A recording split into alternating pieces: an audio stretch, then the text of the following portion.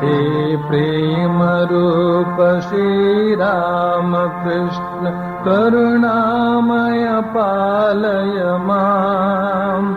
हे प्रेम रूप श्री राम कृष्ण करुणामय पालय माम्।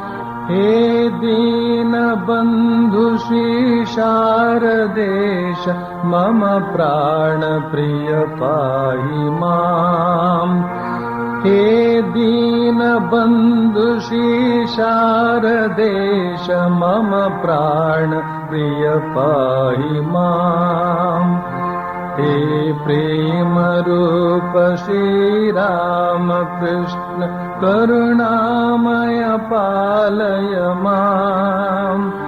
हे प्रेम रूप श्री राम कृष्ण करुणामय पालय माम्। हे दीन बंधु श्री शारदेश मम प्राण प्रिय पाहि माम्। हे दीन बंधु श्री शारदेश मम प्राण प्रिय पाहि माम्। हे प्रेम रूप श्री राम कृष्ण करुणामय पालय माम्। हे प्रेम रूप श्री राम कृष्ण करुणामय पालय माम्। हे दीन बंधु श्री शारदेश मम प्राण प्रिय पाहि माम्। हे दीन बंधु श्री शारदेश मम प्राण प्रिय पाहि माम्। मम प्राण प्रिय पाहि माम्। मम प्राण प्रिय पाहि माम्।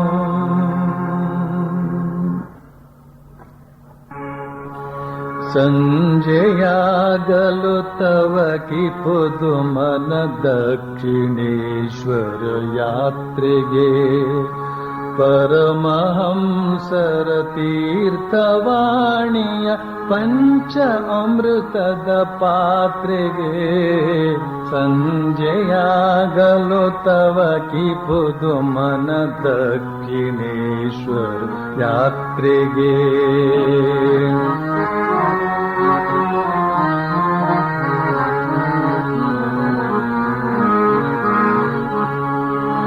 गोप्त दप्तर बರೆಯುತ್ತೀರ್ಪ ಮಹೇಂದ್ರ ಗೋಪ್ತನ ನೋಡುವೆ। ಗುಪ್ತ ದಪ್ತರ ಬರೆಯುತ್ತೀರ್ಪ ಮಹೇಂದ್ರ ಗೋಪ್ತನ ನೋಡುವೆ। ಪ್ರಶ್ನ ವರ್ಷವ ಕರೆಯುತ್ತೀರ್ಪ ನರೇಂದ್ರ ವಾದವನಾಲಿಕೆ।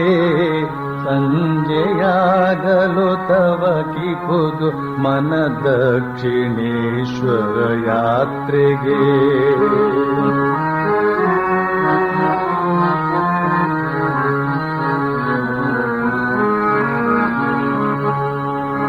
अत्त केशव चंद्रसेनन भक्ति नमनव काणुवे। अत्त केशव चंद्रसेनन भक्ति नमनव काणुवे। इत्त मत्त गिरीश घोषन चंद्र चित्तदि कೈಯುವೆ। संजयागलो तव की पुदु मन दक्षिणेश्वर यात्ರೆಗೆ परमहंसर तीर्थवाणीय पंच अमृतद पात्ರೆಗೆ संजयागलो तव की पुदु मन दक्षिणेश्वर यात्ರೆಗೆ संजयागलो तव की पुदु मन दक्षिणेश्वर यात्ರೆಗೆ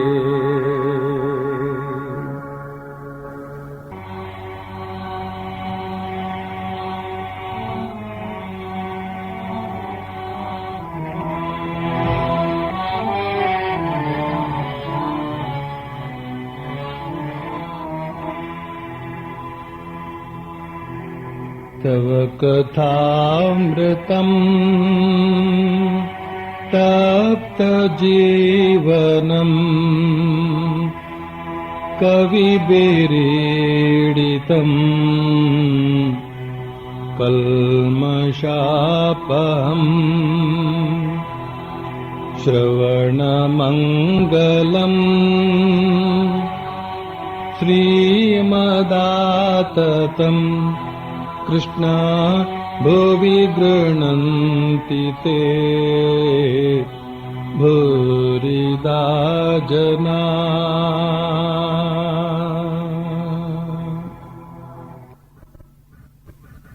ಇವತ್ತು ಹೊಸ ಅಧ್ಯಾಯ.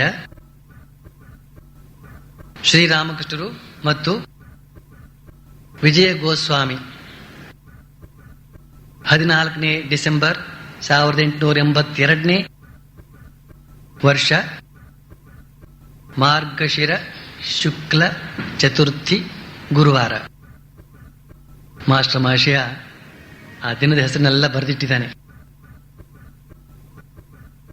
ಶ್ರೀರಾಮಕೃಷ್ಣ ಪರಮಹಂಸರು ಮಧ್ಯಾಹ್ನ ಊಟವಾದ ಮೇಲೆ ಸ್ವಲ್ಪ ಹೊತ್ತು ವಿಶ್ರಮಿಸಿಕೊಂಡು ದಕ್ಷಿಣೇಶ್ವರದಲ್ಲಿ ತಮ್ಮ ಹಾಸಿಗೆಯ ಮೇಲೆ ಕುಳಿತಿದ್ದಾರೆ. ವಿಜಯ ಅಂದರೆ ವಿಜಯ ಕೃಷ್ಣ ಗೋಸ್ವಾಮಿ, ಬಲರಾಮ್ ಬೋಸ್, ಮಾಸ್ಟರ್ ಮಹಾಶಯ ಮತ್ತು ಇನ್ನೂ ಕೆಲವು ಮಂದಿ ಭಕ್ತರು ಪರಮಹಂಸರ ಎದುರಿಗೆ ನೆಲದ ಮೇಲೆ ಕುಳಿತುಕೊಂಡಿದ್ದಾರೆ.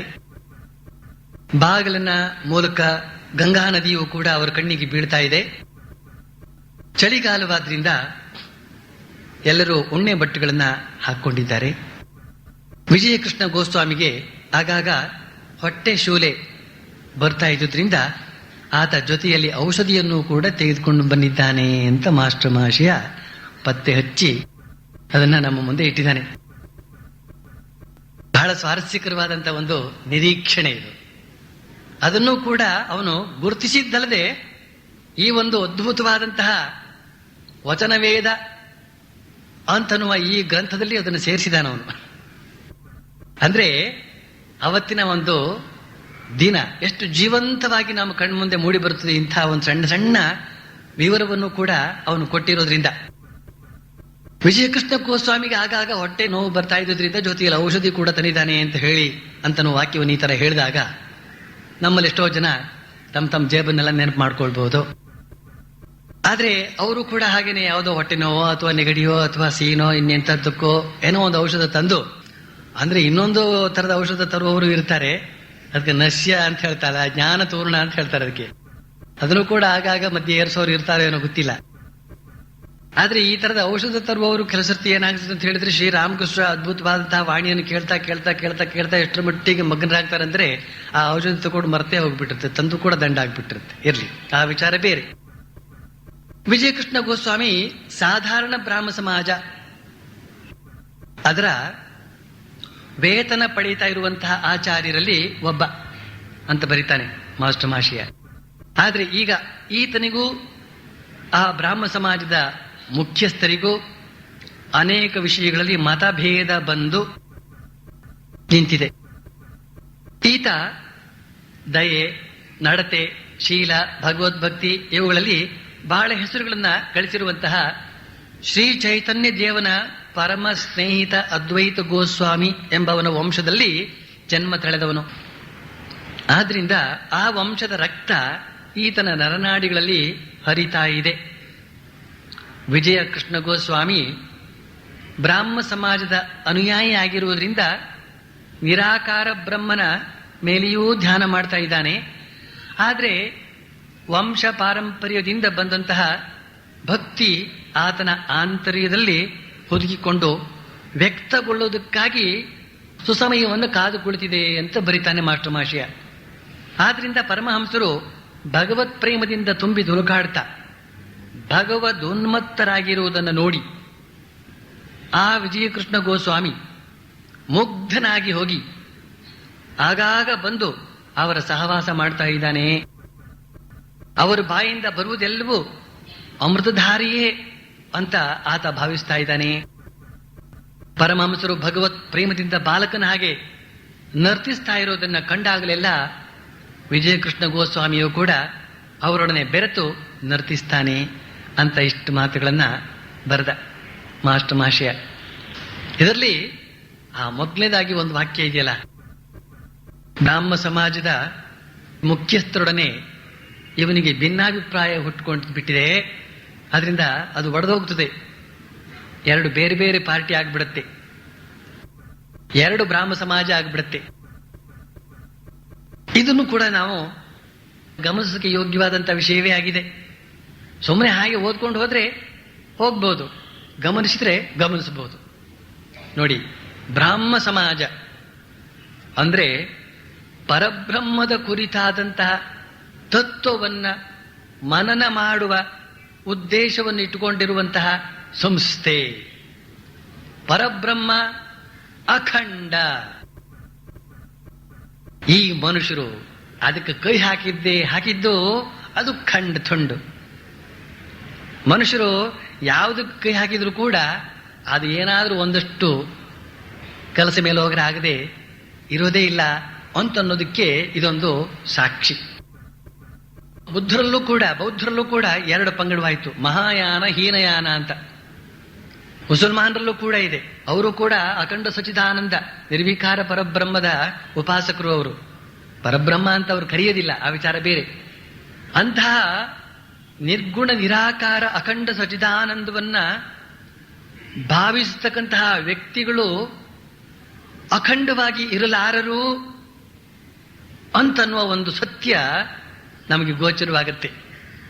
ಎಲ್ಲಿಯವರೆಗೆ ನಾವು ಮನಸ್ಸು ಉಳ್ಳ ಮನುಷ್ಯರು ಅಲ್ಲಿಯವರೆಗೆ ಅಭಿರುಚಿ ವ್ಯತ್ಯಾಸ ಬಂದುಬಿಡ್ತದೆ. ಅಭಿರುಚಿಗಳಲ್ಲಿ, ಅಭಿಪ್ರಾಯಗಳಲ್ಲಿ ವ್ಯತ್ಯಾಸ ಬಂದ ಕೂಡಲೇ ಎಂಥ ಸಂಘ ಸಂಸ್ಥೆಯೂ ಕೂಡ ಒಡೆದೋಗ್ತದೆ, ಅಥವಾ ಅವನೊಬ್ಬನೇ ಹೊರಗೆ ಬಂದ್ಬಿಡ್ತಾನೆ. ಆ ಸಂಘ ಸಂಸ್ಥೆಯ ಧ್ಯೇಯ ಧೋರಣೆಗಳು ಅಲ್ಲಿಯವರೆಗೆ ಅವನ ಮನಸ್ಸಿಗೆ ಆಗಬಹುದು ಅಂತಿದ್ದದ್ದು ಕಾಲಕ್ರಮದಲ್ಲಿ ಆಗೋದಿಲ್ಲ ಅಂತಾಗಿ ಅವನು ಹೊರಕ್ಕೆ ಬಂದು ಬಿಡುವಂತಹ ಸಂದರ್ಭ. ಇದೆಲ್ಲ ಬಹಳ ಸಹಜ ಅಂತ ಹೇಳೋದಕ್ಕೋಸ್ಕರ ನಾನು ಎತ್ತಿ ಆಡ್ತಾ ಇದ್ದೇನೆ. ಅಭಿಪ್ರಾಯ ಅಂತ ಹೇಳ್ತಕ್ಕಂಥದ್ದು ಬದಲಾಗಿ ಬಿಡ್ತದೆ. ಉದಾಹರಣೆಗೆ ಸನ್ಯಾಸಿಗಳು ಅಂತ ಏನಿದ್ದಾರೋ, ಉದಾಹರಣೆಗೆ ಇಲ್ಲೇ ಕೂತಿದ್ದೀನಲ್ಲ ನಿಮ್ಮ ಮುಂದಿನೇನು, ಇವರು ಒಂದು ವಯಸ್ಸು ಬರೋವರೆಗೆ ಅವರವರ ಮನೆಗಳಲ್ಲೇ ಇದ್ದು ಅಮ್ಮನನ್ನ ಅಮ್ಮ ಅಂತ, ಅಪ್ಪನನ್ನ ಅಪ್ಪ ಅಂತ, ಅಣ್ಣನನ್ನ ಅಣ್ಣ ಅಂತ, ತಂಗಿಯನ್ನ ತಂಗಿ ಅಂತ ಕರ್ಕೊಂಡು ನಾವೆಲ್ಲ ಇನ್ಮುಂದೆ ಆದರ್ಶವಾದಂತಹ ಜೀವನವನ್ನ ಅವಿಭಕ್ತ ಕುಟುಂಬವಾಗಿ ನಾವು ಬದುಕಬೇಕು ಅಂತ ಇತ್ಯಾದಿ ಮಾತುಗಳನ್ನೆಲ್ಲ ಆಡ್ಕೊಂಡಿದ್ದವರೇ. ಇದು ನಮ್ಮವರು, ಇವರು ನಮ್ಮವರು, ಇದು ನನ್ನದು, ಇದು ತಮ್ಮದು, ಈ ತರ ಭಾವನೆಯಿಂದಲೇನೆ ವ್ಯವಹರಿಸಿದವರೇ. ಆದ್ರೆ ಯಾವುದೋ ಒಂದು ಮಾನಸಿಕ ಸ್ಥಿತಿ, ಯಾವುದೋ ಒಂದು ವಯಸ್ಸಿನಲ್ಲಿ ವ್ಯತ್ಯಾಸ ಹೊಂದಿಬಿಡುತ್ತದೆ. ಆಗ ಅಭಿಪ್ರಾಯ ಬೇರೆ ಆಗಿಬಿಡುತ್ತದೆ. ಅಪ್ಪ ಅಮ್ಮ, ಅಣ್ಣ ತಂಗಿ, ಬಂಧು ಬಳಗ, ಆಸ್ತಿ ಪಾಸ್ತಿ, ನಗ ನಾಣ್ಯ ಎಲ್ಲವನ್ನೂ ಕೂಡ ಅದರ ಪಾಡಿಗೆ ಒತ್ತಟ್ಟಿಗೆ ಬಿಟ್ಟು ಇತ್ತ ಬಂದು ತಾನು ಬೇರೆ ಆಗ್ತಾನೆ. ತಾನು ಬೇರೆ ಆಗ್ತಾನೆ. ಅದರಿಂದ ಯಾತಕ್ಕೆ ಅಂತಂದ್ರೆ ಅಲ್ಲಿಯವರೆಗೆ ಅವನು ಒಂದಾಗಿದ್ದು ಸಂಕುಚಿತವಾದ ಒಂದು.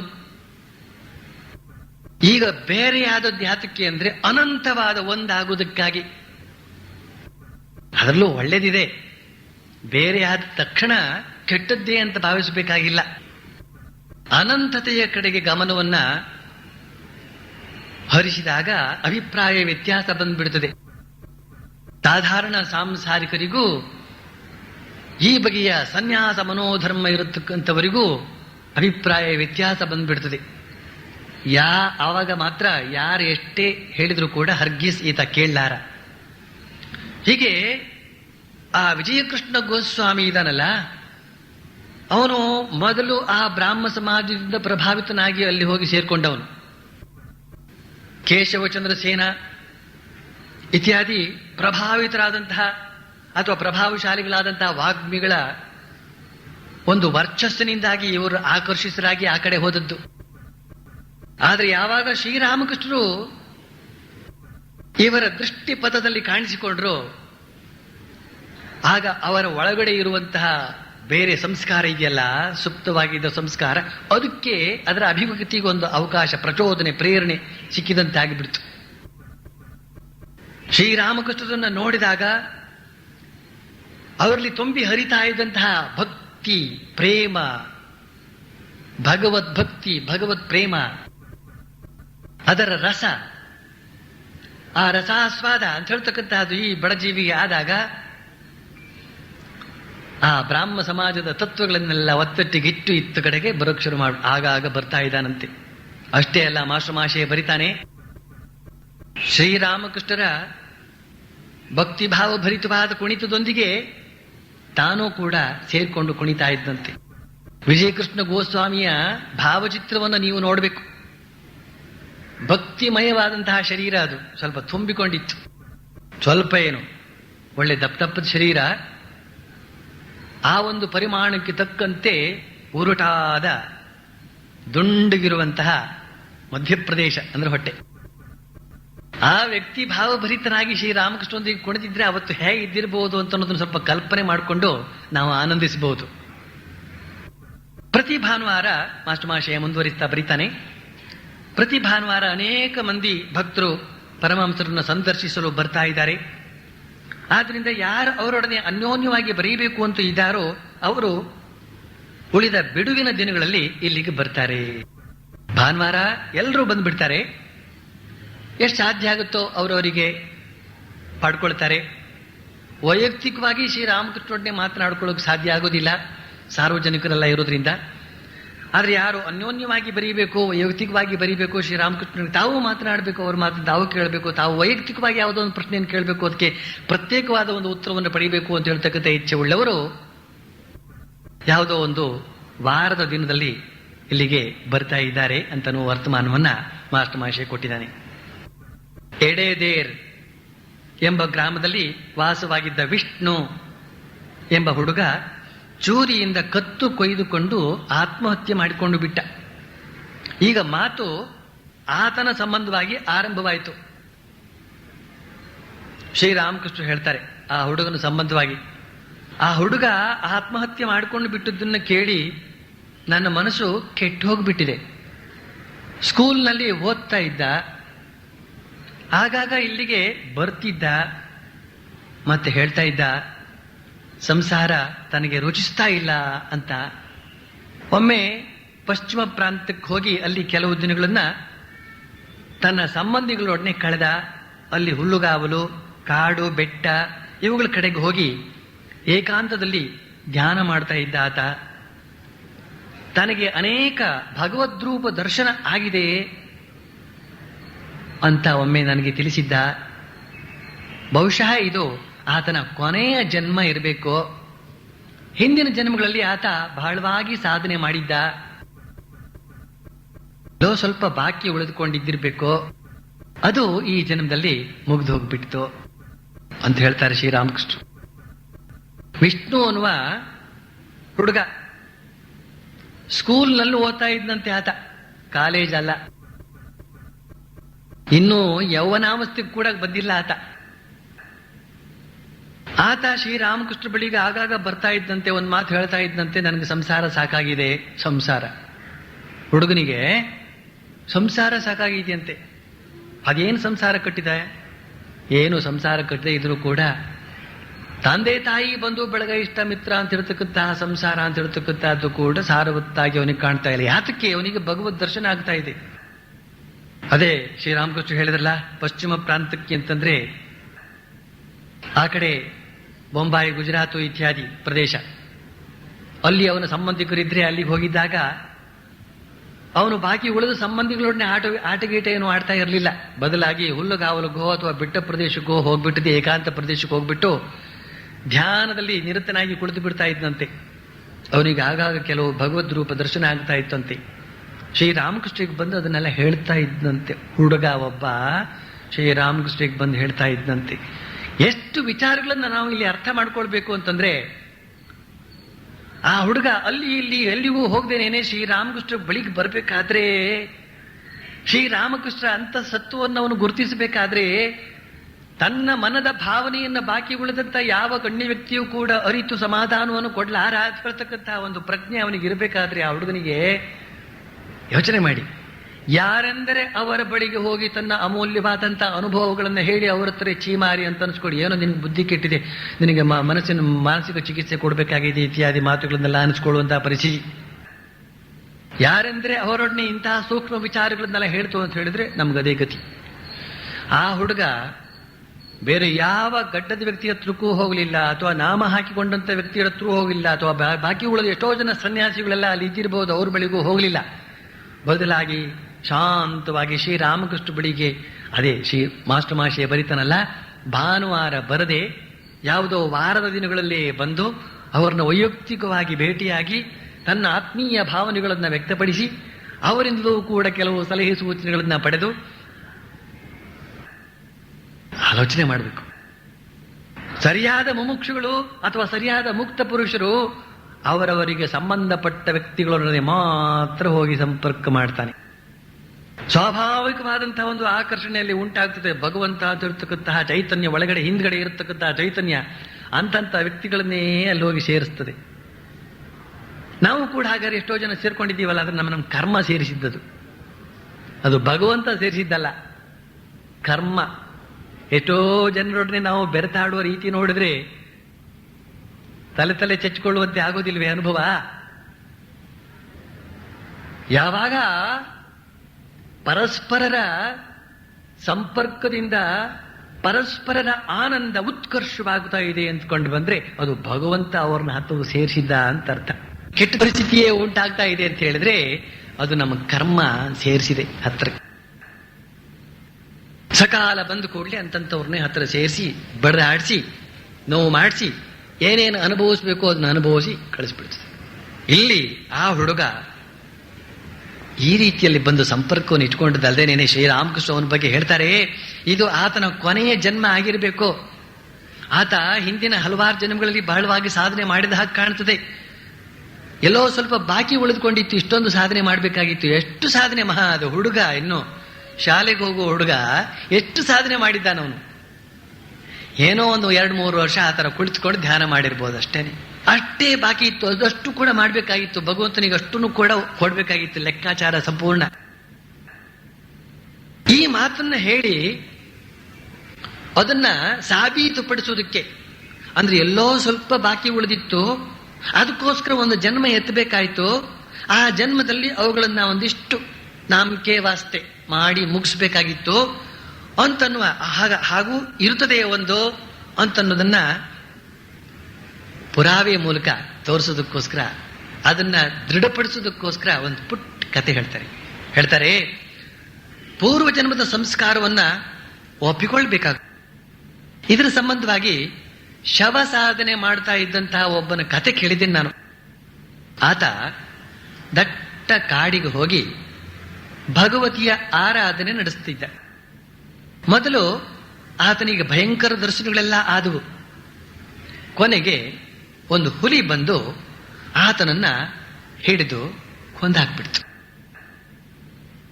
ಆ ಮಾರ್ಗವಾಗಿ ಹೋಗ್ತಾ ಇದ್ದ ಒಬ್ಬ ಮನುಷ್ಯ ಹುಲಿಯನ್ನು ಕಂಡು ಮರ ಹತ್ತು ಬಿಟ್ಟಿದ್ದ. ಶವ ಮತ್ತು ಅದರ ಪೂಜೆಗೆ ಬೇಕಾದ ಅನೇಕ ಪೂಜಾ ಸಲಕರಣೆಗಳು ಅಲ್ಲಿ ಸಿದ್ಧವಾಗಿರುವುದನ್ನ ನೋಡಿ ಮರದಿಂದ ಇಳಿದು ಬಂದು ಆಚಮನ ಮಾಡಿ ಶವದ ಮೇಲೆ ಕುಳಿತುಕೊಂಡ್ಬಿಟ್ಟ. ಸ್ವಲ್ಪ ಜಪತಪ ಮಾಡೋದ್ರೊಳಗೆ ಜಗನ್ಮಾತೆ ಭಗವತಿ ಸಾಕ್ಷಾತ್ಕಾರ ಕೊಟ್ಟು ಆತನಿಗೆ ಹೇಳಿದ್ಲು, ಮಗು, ನಾನು ನಿನ್ನ ತಪಸ್ಸನ್ನು ಬಹಳವಾಗಿ ಮೆಚ್ಚಿದ್ದೇನೆ, ಯಾವ ವರ ಬೇಕಾದರೂ ಕೇಳು ಅಂತ. ಭಗವತಿಯ ಪಾದ ಪದ್ಮಗಳಿಗೆ ಪ್ರಣಾಮ ಮಾಡಿ ಆತ ಹೇಳಿದ, ಹೇ ತಾಯೇ, ನಿನಗೊಂದು ಪ್ರಶ್ನೆ ಹಾಕಬೇಕು ಅಂತಿದ್ದೇನೆ. ನಿನ್ನ ಕಾರ್ಯ ನೋಡಿ ನಾನು ಬಹಳವಾಗಿ ಆಶ್ಚರ್ಯಚಕಿತನಾಗಿದ್ದೇನೆ. ಆ ಮನುಷ್ಯ ಅಷ್ಟೊಂದು ಕಷ್ಟ ತೆಗೆದುಕೊಂಡು ಇಷ್ಟೊಂದು ಪೂಜಾ ಸಾಮಗ್ರಿಗಳನ್ನೆಲ್ಲ ಹವಣಿಸಿಕೊಂಡು ಬಹಳ ಕಾಲ ನಿನ್ನನ್ನು ಪೂಜಿಸಿದ. ಆದರೂ ನೀನು ಆತನ ಮೇಲೆ ದಯೆ ತೋರ್ಲೇ ಇಲ್ಲ. ಆದರೆ ನನಗೆ ಏನಂದ್ರೆ ಏನೂ ಗೊತ್ತಿಲ್ಲ. ನಾನು ಭಜನಹೀನ, ಸಾಧನಹೀನ, ಜ್ಞಾನಹೀನ, ಭಕ್ತಿಹೀನ. ಆದರೂ ನನ್ನ ಮೇಲೆ ಇಷ್ಟೊಂದು ಕೃಪೆ ತೋರಿಬಿಟ್ಟಿಯಲ್ಲ. ಭಗವತಿಯಾಗ ನಗ್ತಾ ನಗ್ತಾ ಹೇಳಿದ್ಲು, ಮಗು, ನಿನಗೆ ನಿನ್ನ ಹಿಂದಿನ ಜನ್ಮಗಳ ಜ್ಞಾಪಕ ಇಲ್ಲ. ನೀನು ನನಗಾಗಿ ಅನೇಕ ಜನ್ಮಗಳ ತಪಸ್ಸು ಮಾಡಿದ್ದೀಯೆ. ಆ ತಪಸ್ಸಿನ ಬಲದಿಂದ ಈ ಅನುಕೂಲತೆಗಳೆಲ್ಲ ನಿನಗೆ ದೊರೆತವು. ಈ ಅನುಕೂಲತೆಗಳನ್ನು ಕಿಂಚಿತ್ ಉಪಯೋಗಿಸಿಕೊಂಡು ಒಂದಿಷ್ಟು ಸಾಧನೆ ಮಾಡಿದೆ. ಆ ಮೂಲಕ ನನ್ನ ದರ್ಶನವನ್ನು ಪಡೆದೆ. ಈಗ ಯಾವ ವರ ಬೇಕು ಕೇಳು ಅಂತ ಈ ಕತೆ ಹೇಳ್ತಾರೆ. ಅಲ್ಲಿಗೆ ಕತೆ ಮುಗೀತದೆ. ಯಾವ ವರ ಬೇಕು ಅಂತ ಅವಳು ಕೇಳಿದ್ಲಂತೆ. ಅಲ್ಲಿಗೆ ಕತೆ ಮುಗಿಸ್ತಾರೆ ಶ್ರೀರಾಮಕೃಷ್ಣ. ಮಕ್ಕಳು ಈ ಕತೆ ಕೇಳಿದ್ರೆ ಹೇಳ್ತಾ ಇದ್ರು, ಏನು ವರ ಕೊಟ್ಲು ಅಂತ ಹೇಳಲೇ ಇಲ್ವಲ್ಲ. ಅದು ಮಕ್ಕಳ ಕತೆ ಬಿಡಿ. ಇಲ್ಲಿ ಮುಖ್ಯಾಂಶವನ್ನೇ ಏನ್ ಹೇಳ್ತಾ ಇದ್ದಾರೆ ಶ್ರೀರಾಮಕೃಷ್ಣರು, ಜನ್ಮಾಂತರದ ಸಂಸ್ಕಾರ ಅಂತ ಅನ್ನೋದನ್ನು ಒಪ್ಪಬೇಕಾಗುತ್ತೆ. ಜನ್ಮಾಂತರಗಳಲ್ಲಿ ಮಾಡಿದಂತಹ ಸಾಧನೆಗಳು ಮುಂದಿನ ಜನ್ಮಕ್ಕೆ ಮುಂದುವರೆದುಕೊಂಡು ಹೋಗುತ್ತವೆ. ಸ್ವಲ್ಪಮಪ್ಯಸ್ಯ ಧರ್ಮಸ್ಯ ತ್ರಾಯತೆ ಮಹತೋ ಭಯಾತ್ ಅಂತ ಶ್ರೀಕೃಷ್ಣ ಹೇಳ್ತಾನೆ.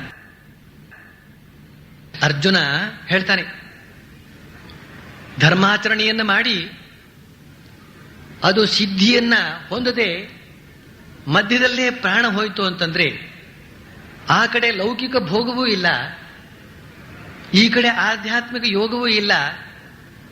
ಈ ರೀತಿಯಲ್ಲಿ ಇತೋಭ್ರಷ್ಟ ತಥೋಭ್ರಷ್ಟ ಆಗ್ತಾನಲ್ಲ, ಇದ್ರ ಬಗ್ಗೆ ಏನು ಹೇಳ್ತೀಯ ಅಂತ ಕೇಳಿದಾಗ ಶ್ರೀಕೃಷ್ಣ ಹೇಳ್ತಾನೆ, ಯಾವುದೂ ನಷ್ಟ ಆಗೋದಿಲ್ಲ.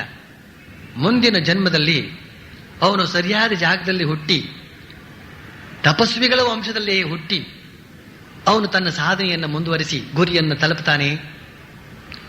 ಬಹೂನಿ ಮೇ ವ್ಯತೀತಾನಿ ಜನ್ಮಾನಿ ತವಚಾರ್ಜುನ.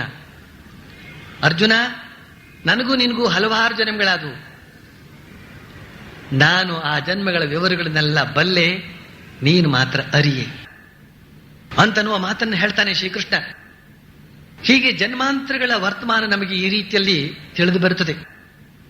ಒಂದೊಂದು ಜನ್ಮದಲ್ಲಿ ಸತ್ಕಾರ್ಯವನ್ನೋ ದುಷ್ಕಾರ್ಯವನ್ನೋ ಸಾಧನೆಯನ್ನೋ ಏನೇನು ಮಾಡಿಕೊಂಡು ಬರ್ತೇವೋ ಅದು ಅಲ್ಲಿಗೆ ಮುಕ್ತಾಯವಾಗೋದಿಲ್ಲ. ಹೇಗೆ ಇವತ್ತು ಮಾಡಿದಂತಹ ಕರ್ಮಗಳ ಒಂದು ಪರಿಣಾಮ ಅಂತ ಹೇಳ್ತಕ್ಕಂಥದ್ದು, ರಾತ್ರಿ ನಾವು ನಿದ್ರೆ ಮಾಡಿದ್ವೋ ಅಂತನ್ನುವ ಕಾರಣದಿಂದ ಅದೆಲ್ಲ ಮುಕ್ತಾಯ ಹೊಂದಿ ಮುಂದಿನ ದಿನ ಎಲ್ಲ ಹೊಸದಾಗಿ ಪ್ರಾರಂಭ ಮಾಡಬೇಕಾಗಿದೆ ಅಂತ ಏನಾದರೂ ಉಂಟೆ? ಹಿಂದಿನ ದಿನ ಏನೇನು ಮಾಡಿಕೊಂಡು ಬಂದಿದ್ದೇವೋ ಅವೆಲ್ಲವೂ ಕೂಡ ಅರ್ಧಕ್ಕೆ ನಿಂತು ರಾತ್ರಿ ಸುಮಾರು 6 ಗಂಟೆಯಿಂದ ಹಿಡಿದು 8 ಗಂಟೆವರೆಗೆ, ಕೆಲವರು 10 ಗಂಟೆ ಅಂತ ಇಟ್ಕೊಳ್ಳಿ, ಗೊರಕೆ ಹೊಡೆದರೂ ಕೂಡ ಬೆಳಿಗ್ಗೆ ಎದ್ದ ಮೇಲೆ ಅದೇ ಹಿಂದಿನ ಕೆಲಸಗಳನ್ನು ಅವನು ಮುಂದುವರಿಸಿಕೊಂಡು ಬರ್ತಾನೆ. ಸತ್ತ ಹೆಣದ ಹಾಗೆ ಬಿದ್ದಿರ್ತಾರೆ ಆ ನಿದ್ರೆ ಕಣ್ಣಿನಲ್ಲಿ. ಶ್ರೀರಾಮಕೃಷ್ಣ ಹೇಳಿದಾಗೆ ಗೊರಕೆ ಹೊಡಿತಾ ತೆರೆದ ಬಾಯಿಗೆ ಒಂದ ಮಾಡಿದ್ರು ಅವನಿಗೆ ಗೊತ್ತಿಲ್ಲ, ಅವನು ಹೇಳ್ತಾನೆ ದೇವರಿಲ್ಲ ಅಂತ. ಆ ಸಂದರ್ಭದಲ್ಲಿ ಹೇಳೋಕೆ ಹೊರಟಿದ್ದವರು. ಆ ರೀತಿಯಲ್ಲಿ ನಾವು ಎಚ್ಚರ ತಪ್ಪಿ ಬಿದ್ದಿರ್ತೇವೆ. ಆದರೂ ಮರುದಿನಕ್ಕೆ ನಮ್ಮ ಹಿಂದಿನ ಎಲ್ಲ ಕೆಲಸ ಕಾರ್ಯಗಳು ನೆನಪಾಗಿ ಮುಂದುವರಿಸಿಕೊಂಡು ಬರ್ತೇವೆ. ಹಾಗೇನೇನೆ ಇಂದಿನ ಜನ್ಮಗಳಲ್ಲಿ ನಾವು ಯಾವ್ಯಾವ ಕಾರ್ಯವನ್ನು ಮುಂದುವರಿಸಿಕೊಂಡು ಬರ್ತಾ ಇದ್ದೇವೋ ಅವೆಲ್ಲವೂ ಹಿಂದಿನ ಜನ್ಮಗಳ ಪರಿಣಾಮ, ಹಿಂದಿನ ಜನ್ಮಗಳ ಕೆಲಸದ ಮುಂದುವರಿಕೆ. ಆದರೆ ಹಿಂದಿನ ದಿನದ ಕೆಲಸ ಕಾರ್ಯ ಅಂತ ಹೇಳ್ತಕ್ಕಂಥದ್ದು ಮುಂದಿನ ದಿನ ಹೇಗೆ ನೆನಪಿಗೆ ಬರುತ್ತವೋ ಆ ರೀತಿಯಲ್ಲಿ ಹಿಂದಿನ ಜನ್ಮಗಳದ್ದು ಈ ಜನ್ಮದಲ್ಲಿ ನಮಗೆ ನೆನಪಿಗೆ ಬರದೇ ಇರಬಹುದು. ಆದರೆ ಪ್ರೇರಣೆ, ಪ್ರಚೋದನೆ ಅಂತ ಒಂದು ಶಬ್ದ ಇದೆ, ಅದು ಪ್ರೇರಿಸ್ತದೆ. ಆ ಪ್ರೇರಣೆಯೇ ಒಂದು ಬಗೆಯ ನೆನಪು. ಅದಕ್ಕೆ ಅನುಸಾರವಾಗಿ ಅವನು ತನ್ನ ಕೆಲಸ ಕಾರ್ಯಗಳನ್ನು ಮಾಡ್ಕೊಂಡು ಹೋಗ್ತಾನೆ. ಈ ಮಾತನ್ನು ಹೇಳಿದಾಗ ದುಷ್ಕರ್ಮ ಮಾಡ್ತಾ ಇದ್ದವನು ಹಾಗೆಯೇ ದುಷ್ಕರ್ಮ ಮುಂದುವರಿಸ್ಕೊಂಡು ಹೋಗ್ತಾ ಇರಬಹುದಲ್ಲ, ಹಾಗಾದ್ರೆ ಅವನು ಸತ್ಕರ್ಮಕ್ಕೆ ತಿರ್ಕೊಳ್ಳೋದು ಯಾವಾಗ ಅಂತನೋ ಪ್ರಶ್ನೆ ಬರುತ್ತದೆ. ಆದರೆ ಪ್ರತಿಯೊಬ್ಬ ಮನುಷ್ಯನಲ್ಲೂ ಕೂಡ ಒಂದಷ್ಟು ಇಚ್ಛಾಶಕ್ತಿ ಅಂತ ಪರಮಾತ್ಮ ಇಟ್ಟಿದ್ದಾನೆ. ಅದು ಮೂಲಧನ, ಅದು ಪ್ರತಿಯೊಬ್ಬರಲ್ಲೂ ಒಂದಿಷ್ಟು ಇದ್ದೇ ಇರುತ್ತದೆ. ಆದ್ರಿಂದ ದುಷ್ಕರ್ಮ ಮಾಡಿದಾಗ ಉಂಟಾಗುವಂತಹ ದುಷ್ಫಲ, ಅವುಗಳ ತೀವ್ರವಾದಂತಹ ಅನುಭವ, ಅದನ್ನ ಅನುಭವಿಸುವ ಸಂದರ್ಭದಲ್ಲಿ ಜೀವಿ ಆಲೋಚನೆ ಮಾಡ್ತಾನೆ. ಇದು ಯಾತಕ್ಕೆ ಈ ತರ ಆಯ್ತು, ಅವರೆಲ್ಲ ಸುಖವಾಗಿದ್ದಾರೆ, ನನಗೆ ಮಾತ್ರ ಯಾತಕ್ಕೆ ಈ ದುರ್ಗತಿ ಅಂತ. ಆಗ ಆ ಸುಖವಾಗಿರ್ತಕ್ಕಂಥವರ ಸೌಜನ್ಯ, ಸದಾಚಾರ ಇವುಗಳನ್ನೆಲ್ಲ ನೋಡ್ತಾನೆ. ತಾನೂ ಕೂಡ ಹಾಗೆ ಮಾಡೋಣ, ತಾನೂ ಕೂಡ ಹಾಗೆ ಯಾಕಾಗಬಾರದು ಅಂತ ಸ್ವಲ್ಪ ಸ್ವಲ್ಪ ಅನುಕರಿಸುವುದಕ್ಕೆ ಪ್ರಯತ್ನ ಮಾಡ್ತಾನೆ. ಆಮೇಲೆ ಅನುಸರಿಸ್ತಾನೆ. ಆಮೇಲೆ ತನ್ನ ದಿಕ್ಕನ್ನೇ ಬದಲಾಯಿಸಿಕೊಡ್ತಾನೆ. ದುರ್ಮಾರ್ಗದ ದಿಕ್ಕನ್ನೇ ಬದಲಾಯಿಸಿಕೊಂಡು ಸನ್ಮಾರ್ಗಕ್ಕೆ ಬರ್ತಾನೆ. ಇಂತಹದ್ದಕ್ಕೆಲ್ಲ ಅವಕಾಶ ಇದೆ. ಆದ್ರಿಂದ ಇದರಲ್ಲಿ ಮುಖ್ಯವಾದ ಅಂಶ ಏನು ಅಂತ ಹೇಳಿದ್ರೆ, ಜನ್ಮಾಂತರಗಳ ಸಂಸ್ಕಾರಗಳು ಅಂತ ಹೇಳ್ತಕ್ಕಂಥವುಗಳು ಬಹಳಷ್ಟು ಕೆಲಸ ಮಾಡುತ್ತವೆ ಅಂತನ್ನುವ ಮಾತನ್ನ ನಾವು ಇಲ್ಲಿ ತಿಳಿದುಕೊಳ್ಬೇಕು. ಒಬ್ಬ ವ್ಯಕ್ತಿ ಆಧ್ಯಾತ್ಮಿಕ ಸಾಧನೆಯಲ್ಲಿ ಬಹಳ ಬೇಗ ಮುಂದುವರಿತಾ ಇದ್ದಾನೆ ಅಂತ ಹೇಳಿದ್ರೆ, ಅವನು ಕೇವಲ ಈ ಜನ್ಮದಲ್ಲೇ ಮಾಡ್ಕೊಂಡು ಬಂದದ್ದು ಅಂತ ನಾವು ತಿಳ್ಕೊಳ್ಬೇಕಾಗಿಲ್ಲ. ಅವನು ಹಿಂದಿನ ಜನ್ಮದಲ್ಲಿ ಬಹಳಷ್ಟು ಹೋರಾಟಗಳನ್ನು ನಡೆಸಿದ್ದ ಅಂತ ನಾವು ತಿಳ್ಕೊಳ್ಬೇಕಾಗತ್ತೆ. ಯಾರಿಗೆ ಈ ಜನ್ಮದಲ್ಲಿ ಮಧ್ಯ ಮಧ್ಯೆ ಈ ತರ ಭಯಂಕರ, ಆ ಮೊದಲಿನ ಸಾಧಕ ಇದ್ದಾನಲ್ಲ, ಅವನಿಗೆ ಭಯಂಕರ ದರ್ಶನಗಳೆಲ್ಲ ಆದವು, ಹುಲಿ ಹಿಡಿದುಕೊಂಡು ಹೋಯ್ತು ಅಂತ ವರ್ತಮಾನ ಎಲ್ಲ ಬಂತಲ್ಲ. ಈ ರೀತಿಯಲ್ಲಿ ನಾವು ಈ ಜನ್ಮದಲ್ಲಿ ಸತ್ಕಾರ್ಯಗಳನ್ನು ಮಾಡ್ತಾ ಇದ್ರು ಕೂಡ ನಮಗೇನದು ಕೆಟ್ಟದಾಗ್ತಾ ಇತ್ತು ಅಂತ ಹೇಳಿದ್ರೆ, ನಮ್ಮ ಹಿಂದಿನ ಜನ್ಮದಲ್ಲಿ ಮಾಡಿದಂತಹ ದುಷ್ಕರ್ಮಗಳ ಫಲ ಅದು ಈಗ ಹುಲಿ ರೂಪದಲ್ಲಿ ಬಂದು ನಮ್ಮನ್ನ ಹಿಂಸಿಸ್ತಾ ಇದೆ ಅಂತ ಅರ್ಥ ಮಾಡಿಕೊಳ್ಳೋದ್ರಲ್ಲಿ ಏನು ಅಪಾಯವಿಲ್ಲ. ಆದ್ರಿಂದಲೇನೆ ಎಷ್ಟೋ ಜನ ಬೆರಗಾಗ್ತಾ ಇರ್ತಾರೆ. ಈ ಜನ್ಮದಲ್ಲಿ ನಮಗೆ ಗೊತ್ತಿರುವಂತೆ ನಾವೇನು ದುಷ್ಕಾರ್ಯವನ್ನು ಮಾಡಿಲ್ಲ, ಆದರೂ ಕೂಡ ನಮಗೆ ನಾವು ಎಷ್ಟೊಂದು ಸತ್ಕಾರ್ಯವನ್ನೇ ಮಾಡ್ತಾ ಇದ್ದೇವೆ, ಬುದ್ಧಿ ಅರಿತು. ಇಷ್ಟಾದ್ರೂ ಕೂಡ ನಮಗೆ ಕೆಟ್ಟದ್ದೇ ಸಂಭವಿಸ್ತಾ ಇದೆಯಲ್ಲ, ಯಾತಕ್ಕೆ ಅಂತ ಹೇಳಿದ್ರೆ ಹಿಂದೆ ಮಾಡಿದಂತಹ ದುಷ್ಕರ್ಮಗಳ ಫಲ ಅದು ಅಂತ ಅರ್ಥ ಮಾಡ್ಕೊಳ್ಬೇಕಾಗತ್ತೆ. ಆದ್ರೆ ಈ ಮಾತನ್ನೇ ದೃಢವಾಗಿಟ್ಟುಕೊಂಡು ಆ ತರ ಕಷ್ಟಗಳು ಬಂದರೂ ಕೂಡ ಧೃತಿಗೆಡದೆ ಸತ್ಕಾರ್ಯದಲ್ಲಿ ಮತ್ತಷ್ಟು ಮುಂದುವರಿತಾ ಆ ದುಷ್ಪರಿಣಾಮಗಳನ್ನೆಲ್ಲ ಮೆಲ್ಲಗೆ ಹೋಗಲಾಡಿಸಿಕೊಳ್ಬೇಕಾಗತ್ತೆ ಅಂತ ನಾವು ತಿಳಿದುಕೊಳ್ಳಬಹುದಾಗತ್ತೆ. ಶ್ರೀರಾಮಕೃಷ್ಣ ಈ ಕಥೆಯನ್ನು ಹೇಳಿದಾಗ ಒಬ್ಬ ಭಕ್ತ ಹೇಳ್ತಾನೆ, ಅವನು ಆತ್ಮಹತ್ಯೆ ಮಾಡಿಕೊಂಡಿದ್ದನ್ನು ಕೇಳಿ ನನಗೆ ಭಯ ಆಗ್ತಾ ಇದೆ ಅಂತ. ಈ ಭಕ್ತ ಹೇಳ್ತಾ ಇದ್ದಾನೆ ಅನ್ನೋ ಮಾತನ್ನು ಮಾಸ್ಟರ್ ಮಹರ್ಷಿಯೇ ಬರಿತಾ ಇದ್ದಾನೆ. ಭಕ್ತ ಹೇಳ್ಬೇಕಾದ್ರೆ ಹೆದರಿಕೆ ಆಗುತ್ತೆ ಅಂತ ಹೇಳ್ಬೇಕು. ಯಾರೋ ಎಲ್ಲೋ ಸತ್ರ, ಆತ್ಮಹತ್ಯೆ ಮಾಡ್ಕೊಂಡು ಸತ್ರಿ, ಇವನ್ ಯಾತಕ್ಕೆ ಹೆದರ್ಬೇಕು?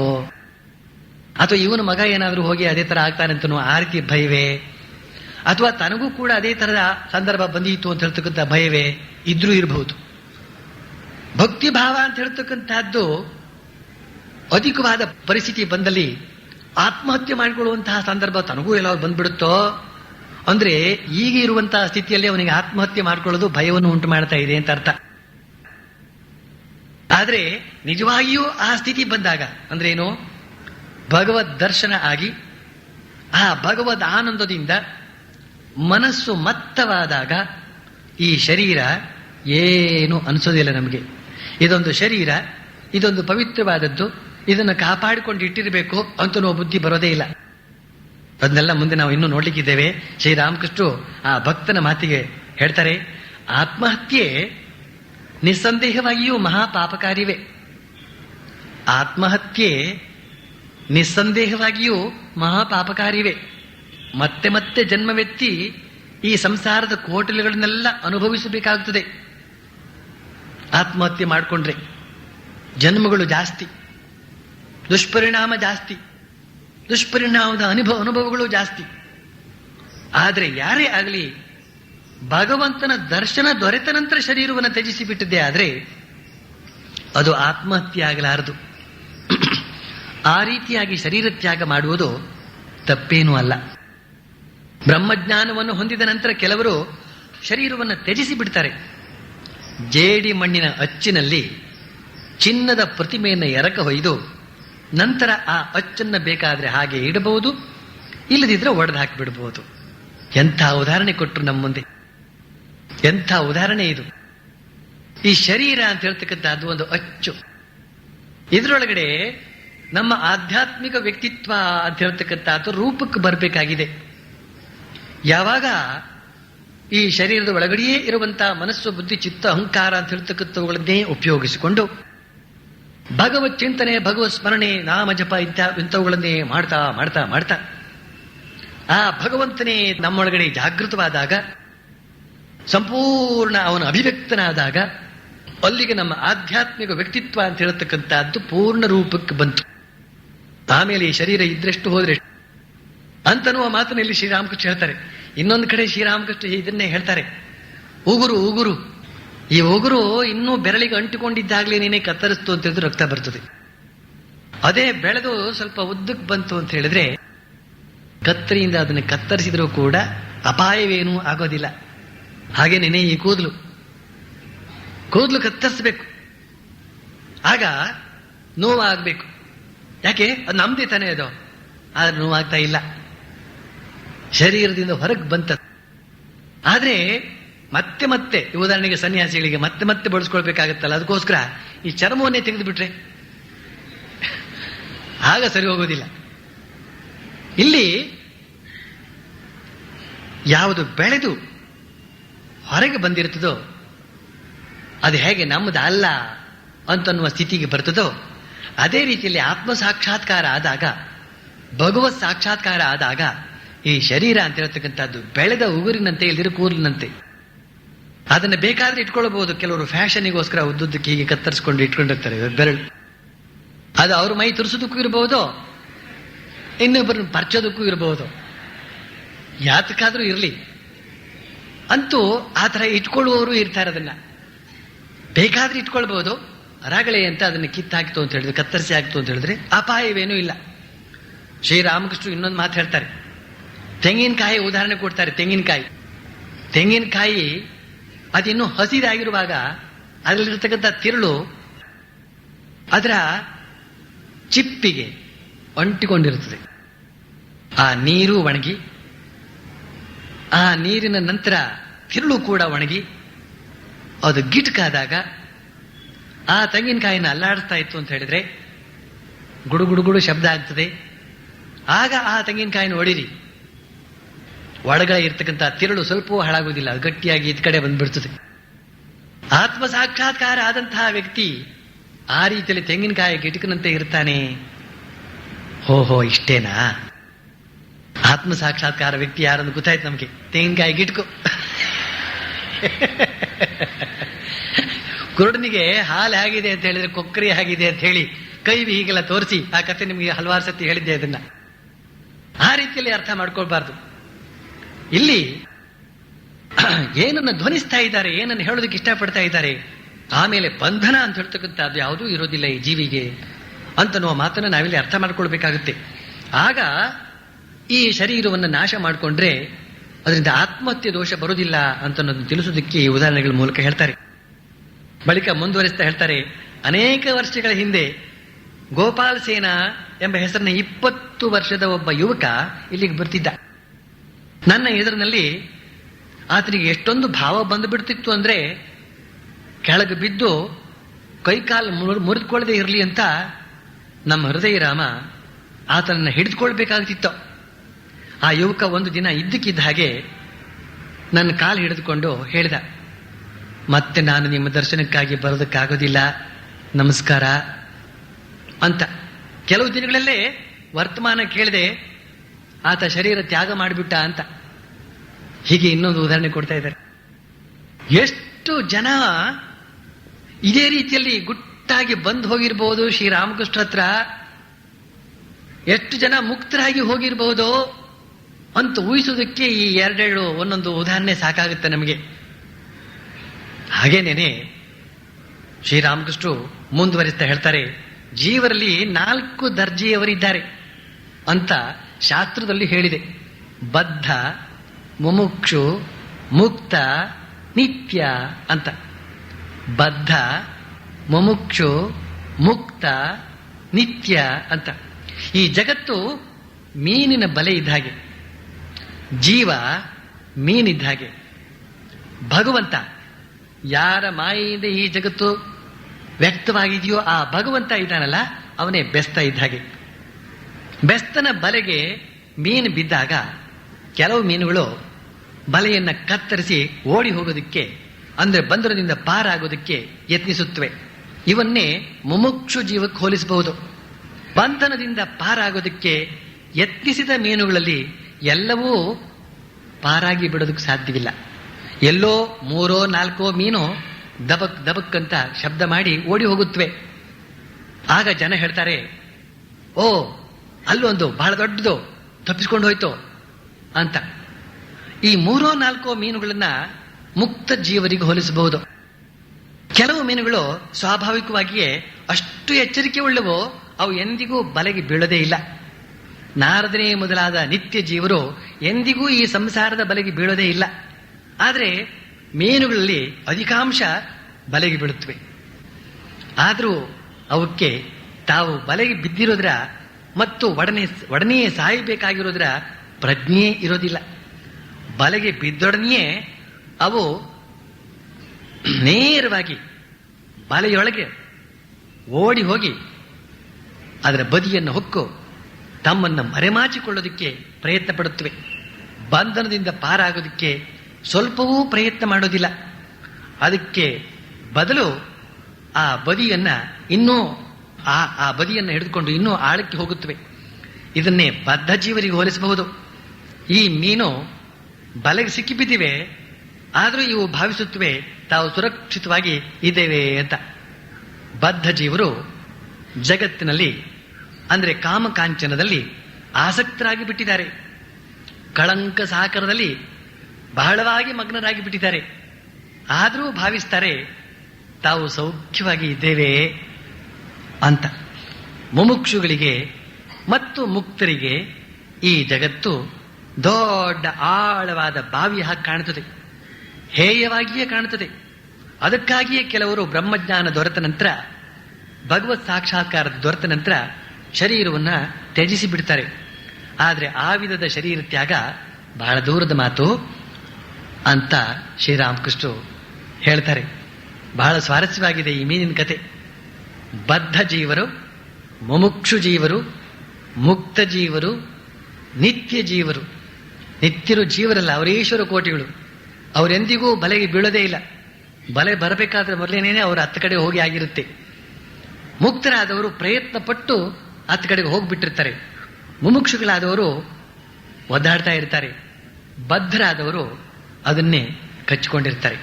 ಆ ಬಲೆಯನ್ನೇ ಕಚ್ಚಿಕೊಂಡು, ಅದು ನೀರಿನೊಳಗಿರ್ತದೆ ಬಲೆ, ಇವರು ಕೂಡ ನೀರಿನೊಳಗೆ ಇರುತ್ತವೆ. ಆಮೇಲೆ ಆ ಬಲೆ ನೆತ್ತಾನೆ ಅಂತ ಹೇಳ್ತಕ್ಕಂಥ ಪ್ರಜ್ಞೆ ಇಲ್ಲದೆ ನಾವು ಸುಖವಾಗಿಯೇ ಇಲ್ಲಿದ್ದೇವೆ, ಅಕ್ಕಪಕ್ಕದಲ್ಲೆಲ್ಲ ನೋಡಿಕೊಂಡ್ರೆ ಮಕ್ಕಳು ಮರಿಗಳೆಲ್ಲ ಕೂಡ ಜೊತೆಯಲ್ಲೇ ಇವೆ, ಹಾಯಾಗಿದ್ದೇವೆ ಅಂತ ಆನಂದವಾಗಿ ಇರುತ್ತವೆ ಅವುಗಳೆಲ್ಲ ಅಂತೆ. ಇದು ಬದ್ಧ ಜೀವರು ಅಂತ ಶ್ರೀರಾಮಕೃಷ್ಣರು ಹೇಳ್ತಾ ಇದ್ದಾರೆ. ನಮ್ಮ ಅಚ್ಯುತದಾಸರು ಹರಿಕತೆ ಮಾಡ್ತಾ ಇರುವ ಸಂದರ್ಭದಲ್ಲಿ ಇನ್ನೂ ಸ್ವಾರಸ್ಯವಾಗಿ ಈ ಕಥೆಯನ್ನು ಮುಂದುವರ್ಸ್ಕೊಂಡು ಹೋದ್ರು. ಇನ್ನೂ ಕೆಲವು ಜಾತಿ ಮೀನುಗಳಿವೆ ಅಂತೆ. ಅವುಗಳು ಇವತ್ತು ಯಾತಕ್ಕೆ ಬೆಸ್ತ ಬರಲಿಲ್ಲ ಅಂತ ಕಾಯ್ಕೊಂಡಿರುತ್ತವಂತೆ. ಇರ್ಲಿ, ಶ್ರೀರಾಮಕೃಷ್ಣ ಮುಂದುವರಿಸ್ತಾ ಹೇಳ್ತಾರೆ, ಬದ್ಧ ಜೀವರು, ಈ ಜಗತ್ತಿಗೆ ಕಟ್ಟು ಬಿದ್ದಂತಹ ಜೀವರು ಏನು ಮಾಡಿದ್ರೂ ಎಚ್ಚರಗೊಳ್ಳೋದಿಲ್ಲ. ಅವರು ಎಷ್ಟೊಂದು ದುಃಖ ಶೋಕ ಇವುಗಳಿಗೆಲ್ಲ ತುತ್ತಾಗಿರ್ತಾರೆ, ಎಷ್ಟೊಂದು ವಿಪತ್ತುಗಳಿಗೆ ಸಿಕ್ಕೊಂಡಿರ್ತಾರೆ, ಆದರೂ ಅವರು ಎಚ್ಚರಗೊಳ್ಳೋದೇ ಇಲ್ಲ. ಒಂಟೆಗೆ ನೆಗ್ಗಲು ಮುಳ್ಳು ಕಂಡ್ರೆ ಬಹಳ ಪ್ರೀತಿ. ಅದು ಅದನ್ನ ಹೆಚ್ಚೆಚ್ಚು ತಿಂದಂತೆಲ್ಲ ಅದರ ಬಾಯಿಂದ ರಕ್ತ ಸುಮ್ಮನೆ ಧಾರಾಕಾರವಾಗಿ ಹರಿಯೋದಕ್ಕೆ ಶುರುವಾಗುತ್ತೆ. ಆದರೂ ಅದಕ್ಕೆ ಆ ಮುಳ್ಳೇ ಬೇಕು. ಅದನ್ನ ತಿನ್ನೋದನ್ನ ಎಂದಿಗೂ ಬಿಡದೇ ಇಲ್ಲ ಅದು. ಸಂಸಾರಿಗಳು ಬಹಳವಾಗಿ ಶೋಕ ತಾಪ ಇವುಗಳಿಂದ ಬೆಂಡಾಗಿರ್ತಾರೆ. ಆದರೂ ಕೆಲವು ದಿನಗಳಲ್ಲಿ ಎಲ್ಲವನ್ನು ಮರೆತು ಎಂದಿನ ಮೂರ್ತಿಗಳೇ ಆಗಿಬಿಡ್ತಾರೆ. ಹೆಂಡತಿ ಸತ್ತು ಹೋಗ್ಬಿಟ್ಲು ಅಂದ್ರೆ, ಅಥವಾ ಬೇರೆಯವನನ್ನ ಕಟ್ಕೊಂಡು ಓಡೋಗ್ಬಿಟ್ಲು ಅಂದ್ರೆ ಅವನೇನು ಸುಮ್ಮನಿರೋದಿಲ್ಲ, ಇನ್ನೊಂದು ವಿವಾಹ ಮಾಡ್ಕೊಂಡು ಬಿಡ್ತಾನೆ. ಅಥವಾ ಉದಾಹರಣೆಗೆ ಮಗುವನ್ನು ಕಳೆದುಕೊಂಡ ತಾಯಿಯನ್ನು ತೆಗೆದುಕೋ, ಅವಳು ಎಷ್ಟೊಂದು ದುಃಖ ಪಡ್ತಾಳೆ, ಏನ್ ಕತೆ. ಆದ್ರೆ ಏನು, ಕೆಲವು ದಿನಗಳಲ್ಲೇ ಅವುಗಳನ್ನೆಲ್ಲ ಮರೆತು ಬಿಡ್ತಾಳೆ. ಈಗ ಕೆಲವು ದಿನದ ಹಿಂದಷ್ಟೇ ಅಷ್ಟೊಂದು ದುಃಖಾಕ್ರಾಂತಲಾಗಿ ಕಂಗೆಟ್ಟಿದ್ದ ಆ ತಾಯೇ ಮತ್ತೆ ತಲೆ ಬಾಚಿಕೊಂಡು ಒಡವೆ ವಸ್ತ್ರ ಹಾಕಿಕೊಂಡು ಸಿಂಗರಿಸಿಕೊಳ್ತಾಳೆ. ಸಂಸಾರಿಗಳು ತಮ್ಮ ಮದುವೆಗಾಗಿ ಇದ್ದು ಬದ್ದದನ್ನೆಲ್ಲ ಖರ್ಚು ಮಾಡಿ ದಿವಾಳಿಗಳಾಗ್ತಾರೆ. ಆದರೂ ವರ್ಷವೂ ಮಕ್ಕಳನ್ನು ಹೇರ್ತಲೇ ಇರ್ತಾರೆ. ಜನ ಕೋರ್ಟ್ ಹತ್ತಿ ಎಲ್ಲವನ್ನೂ ಕಳೆದುಕೊಳ್ತಾರೆ. ಆದರೂ ಅವರು ಕೋರ್ಟ್ ಹತ್ತೋದನ್ನು ಮಾತ್ರ ಎಂದಿಗೂ ಬಿಡೋದಿಲ್ಲ. ಜನರಿಗೆ ತಾವು ಆಗಲೇ ಪಡೆದುಕೊಂಡಿರುವ ಮಕ್ಕಳಿಗೆ ಅನ್ನ ಹಾಕೋದಿಕ್ಕೆ, ಬಟ್ಟೆ ಬರೆ ಒದಗಿಸೋದಕ್ಕೆ, ಒಳ್ಳೆ ವಸತಿ ಕಲ್ಪಿಸಿಕೊಡೋದಕ್ಕೆ ಸಾಧ್ಯವಿಲ್ಲ. ಆದರೂ ವರ್ಷವೂ ಮಕ್ಕಳನ್ನ ಪಡೆದುಕೊಡುತ್ತಲೇ ಇರ್ತಾರೆ ಅಂತನ್ನುವ ಈ ಮಾತನ್ನು ಹೇಳಿದವರು ಅಂದು. ಇವತ್ತು ಆ ತೊಂದರೆ ಯಾವುದೂ ಇಲ್ಲ. ಶ್ರೀರಾಮಕೃಷ್ಣರು ಬದ್ಧ ಜೀವರ ವರ್ಣನೆಯನ್ನ ಇಲ್ಲಿ ಎಷ್ಟು ಸ್ವಾರಸ್ಯವಾಗಿ ನಮ್ಮ ಮುಂದೆ ಇಟ್ಟಿದ್ದಾರೆ. ಎಲ್ಲ ಬೇಕು ಅಂತಲೇನೇನೆ ಮಾಡಿಕೊಳ್ಳುವಂತಹದ್ದು. ಬೇಡ ಅಂದ್ರೆ ಎಲ್ಲ ಕಿತ್ತು ಹೋಗುತ್ತದೆ. ಎಲ್ಲವನ್ನು ಹತೋಟಿಗೆ ತಂದುಕೊಳ್ಬಹುದು. ಸಂಸಾರವನ್ನು ಹತೋಟಿಗೆ ತಂದುಕೊಳ್ಬಹುದು, ಮನಸ್ಸನ್ನು ಹತೋಟಿಗೆ ತಂದುಕೊಳ್ಬೇಕು. ಆದ್ರೆ ಹತೋಟಿಗೆ ತಂದುಕೊಳ್ಬೇಕಾದ್ರೆ ಮೊದಲು ಭಗವಂತನ ಕಡೆಗೆ ವ್ಯಾಕುಲರಾಗಬೇಕು. ಆದ್ರೆ ಬದ್ಧ ಜೀವರಿಗೆ ಈ ಬಗ್ಗೆ ಎಚ್ಚರಿಕೆ ಉಂಟೇ ಆಗುವುದಿಲ್ವಂತೆ. ಅದೇ ಅಲ್ಲಿ ಹೇಳಿರುವಂತಹ ಮಾತು. ಪ್ರಾಪಂಚಿಕರನ್ನ ಹೆಗ್ಗಣ ನುಂಗೋದಕ್ಕೆ ಪ್ರಯತ್ನಿಸಿದ ಹಾವಿಗೆ ಹೋಲಿಸಬಹುದು. ಶ್ರೀರಾಮಕೃಷ್ಣ ಮುಂದುವರಿಸ್ತಾ ಹೇಳ್ತಾರೆ, ಪ್ರಾಪಂಚಿಕರನ್ನ ಹೆಗ್ಗಣ ನುಂಗೋದಕ್ಕೆ ಪ್ರಯತ್ನಿಸಿದಂತಹ ಹಾವಿಗೆ ಹೋಲಿಸಬಹುದು. ಅದು ಅದನ್ನು ನುಂಗಲೂ ಆರದು, ಬಿಡಲೂ ಆರದು. ಅಮಟೆಕಾಯಿಯಲ್ಲಿ ಕೇವಲ ಸಿಪ್ಪೆ ಬೀಜ ಮಾತ್ರ ಇರುವ ಹಾಗೆ ಈ ಸಂಸಾರದಲ್ಲಿ ಯಾವ ಸಾರವೂ ಇಲ್ಲ ಅಂತ ಬದ್ಧ ಜೀವರಿಗೆ ತೋರ್ಬಹುದು. ಆದರೂ ಅದನ್ನು ಬಿಡ್ಲಾರರು. ಅದನ್ನು ಬಿಟ್ಟು ಭಗವಂತನ ಕಡೆಗೆ ಮನಸ್ಸನ್ನು ತಿರುಗಿಸಲಾರರು. ಹಾವು ದೊಡ್ಡ ಹೆಗ್ಗಣಕ್ಕೆ ಬಾಯಿ ಹಾಕಿಬಿಟ್ಟಿರುತ್ತೆ. ನುಂಗೋದಕ್ಕೂ ಸಾಧ್ಯವಿಲ್ಲ, ಬಿಡೋದಕ್ಕೂ ಸಾಧ್ಯವಿಲ್ವಂತೆ. ಹಾಗೆ ಸಂಸಾರ ಅಂತ ಅನ್ನೋದು ದೊಡ್ಡ ಹೆಗ್ಗಣ ಇದ್ದಾಗೆ. ಇದನ್ನ ಅನುಭವಿಸಬೇಕು ಅಂತ ಪ್ರಾಪಂಚಿಕ ಅದನ್ನು ಅಪ್ಕೊಂಡು ಬಿಟ್ಟಿರ್ತಾನೆ. ಅನುಭವಿಸೋದಕ್ಕೂ ಇಲ್ಲ, ಬಿಡೋದಕ್ಕೂ ಇಲ್ಲ. ಅದನ್ನ ಇನ್ನೊಂದು ಉದಾಹರಣೆ ಕೊಟ್ಟು ಹೇಳ್ತಾರೆ ಅವರು, ಬಿಸಿ ಕಂಬ ಅಂತ. ಬಿಸಿ ಕಂಬವನ್ನ ಒಪ್ಪಿಕೊಂಡಿದ್ರೆ ಅದು ಸುಡ್ತಾ ಇರ್ತದೆ. ಆ ರೀತಿಯ ಉದಾಹರಣೆ ಕೂಡ ಕೊಟ್ಟಿದ್ದಾರೆ ಅವರು. ಇನ್ನೊಂದು ಉದಾಹರಣೆ ಕೊಟ್ಟರವರು ಸಂಸಾರವನ್ನ ಅಮಟೆಕಾಯಿಗೆ ಹೋಲಿಸಿದ್ರು. ಅಮಟೆಕಾಯಿ ಅಂತ ಅನ್ನೋದು ಈ ಪಟ್ಟಣಿಗರಿಗೆ ಎಷ್ಟು ಗೊತ್ತಿದೆಯೋ ಗೊತ್ತಿಲ್ಲ ನನಗೆ. ಅಮಟೆಕಾಯಿ ಉಪ್ಪಿನಕಾಯಿ ಅಂತಲೂ ಕೂಡ ಮಾಡ್ತಾರೆ. ಅಮಟೆ ಹಣ್ಣು ಕೂಡ ಆಗ್ತದೆ ಅದು. ಆ ಹಣ್ಣಿನಲ್ಲಿ ಇರೋದು ಏನಪ್ಪಾ ಅಂದ್ರೆ ಸಿಪ್ಪೆ, ಬೀಜ ಎರಡೇ. ತಿರುಳು ಅನ್ನೋದು ಇಲ್ಲವೇ ಇಲ್ಲ ಅನ್ನುವಷ್ಟರ ಮಟ್ಟಿಗೆ ಇಲ್ಲ. ಆದ್ರೆ ಅದನ್ನ ತಿನ್ನೋದಕ್ಕೆ ಇಷ್ಟಪಡ್ತಾರೆ. ತಿಂದ್ರೆ ಹೊಟ್ಟೆ ನೋವು. ಅದನ್ನ ಮುಂದೆ ಹೇಳ್ತಾರೆ ಶ್ರೀರಾಮಕೃಷ್ಣ. ಇದನ್ನ ಈ ಸಂದರ್ಭದಲ್ಲಿ ಹೇಳಿಲ್ಲ ಅವರು. ಸುಖವೇ ಇಲ್ಲ ಇದೆ ಅಂತ ಭಾವನೆ ಬರ್ತದೆ ಅವನಿಗೆ, ತಿಂತಾನೆ. ಆಮೇಲೆ ಸಿಕ್ಕೋದೆಲ್ಲ ಬರೀ ಹೊಟ್ಟೆ ನೋವು ಮಾತ್ರ. ಏನೂ ಸಾರ ಇಲ್ಲಿರತಕ್ಕಂಥದ್ದು ಈ ಸಂಸಾರ. ಸಮ್ಯಕ್ ಸಾರ ಅಂತ ಅಲ್ಲ ಅದು. ಸಮ್ಯಕ್ ಅಂತಂದ್ರೆ ಪರಿಪೂರ್ಣವಾದಂತಹ ಸಾರ ಇರುವಂತಹದ್ದು ಅಂತ ಹಾಗೆ ಅರ್ಥ ಅಲ್ಲ. ಸಂಸರತಿ, ಸರಿದು ಹೋಗ್ತಾ ಇರುತ್ತೆ ಅಂತ ಇದಕ್ಕೆ ಸಂಸಾರ ಅಂತ ಹೆಸರು. ಈಗಿದೆ, ಈಗಿಲ್ಲ. ಮೊನ್ನೆ ತಾನೇ ನಮ್ಮ ಯೌವನ ಅಂತ ಹೇಳ್ತಕ್ಕಂಥದ್ದು ಇತ್ತು. ಈಗ ಎಲ್ಲ ವೃದ್ಧಾಪ್ಯ ಬಂದಾಯ್ತು. ಇನ್ನು ಮುಂದಿದ್ದಂತೂ ಯೋಚನೆ ಮಾಡೋದೇ ಬೇಡ. ಇಂತಿಂತಹ ರೀತಿಯಲ್ಲಿ ಹರಿದುಕೊಂಡು ಹೋಗ್ತಾ ಇರ್ತದೆ, ಸರಿದುಕೊಂಡು ಹೋಗ್ತಾ ಇರ್ತದೆ. ನಾವೆಷ್ಟೇ ಇದನ್ನು ಬಲವಾಗಿ ಹಿಡಿದುಕೊಂಡ್ರೂ ಕೂಡ ಅದು ಕಳಚಿಕೊಂಡು ಹೋಗ್ತಾನೇ ಇರ್ತದೆ. ಯಾವುದೇ ಬಗೆಯ ಸುಖವನ್ನು ಕೂಡ ಇದು ಕೊಡೋದಿಲ್ಲ, ಕೊಟ್ಟ ಹಾಗೆ ಮೋಸ ಮಾಡ್ತದೆ ಅಂತನ್ನುವ ಉದಾಹರಣೆಯನ್ನು ಕೊಡ್ತಾ ಆ ಅಮಟೆಕಾಯಿಯ ಉದಾಹರಣೆಯನ್ನು ಹೇಳಿದ್ದಾರೆ ಶ್ರೀರಾಮಕೃಷ್ಣ. ಮುಂದೆ ಹೇಳ್ತಾರೆ, ನಾನು ಒಮ್ಮೆ ಕೇಶವಶೇನನ ಒಬ್ಬ ಸಂಬಂಧಿಯನ್ನ ನೋಡಿದೆ. ಆಗಲೇ 50 ವರ್ಷವಾಗಿದ್ರು ಇಸ್ಪೀಟ್ ಆಡ್ತಾ ಕೊಡ್ತಿದ್ದ. ಭಗವಂತನ ಧ್ಯಾನಕ್ಕೆ ಇನ್ನೂ ಸಮಯ ಬಂದಿಲ್ಲ ಅಂತ ಕಾಣ್ತಿದೆ ಅವನಿಗೆ. 50 ವರ್ಷಕ್ಕೆಲ್ಲ ಭಗವಂತನ ಸ್ಮರಣೆ ಮಾಡಬೇಕು ಅಂತ ಹೇಳ್ತಾ ಇದ್ದಾರೆ ಶ್ರೀರಾಮಕೃಷ್ಣರು.